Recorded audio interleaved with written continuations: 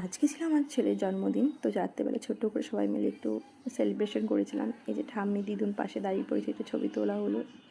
এই যে সবাই এসে পড়েছে, এখনও অনেকে আসা বাকি। আমাদের বাড়ির ছোট্ট পুচকেরা সবাই বসে পড়েছে মামা মামিদের সাথে। এখন সবাই আশীর্বাদ করবে।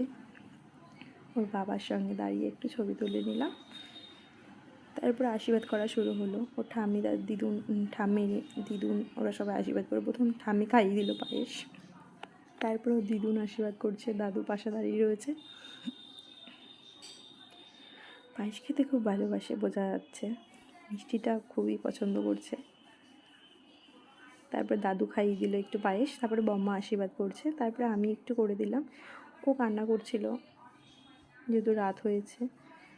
রাত হলে তাড়াতাড়ি ঘুমিয়ে পড়ে, তবুও আজকে খুব অনেকটা টাইম ধরে জেগে রয়েছে। ও বাবা একটু খাইয়ে দিল, তারপরে কেক কাটবে এখন। এই যে মামার কোলে বসে পড়েছে। এই ছিল রাতের সেলিব্রেশন। খাওয়া দাওয়া হয়েছিল, তোমাদের সঙ্গে শেয়ার করতে পারিনি। বাই।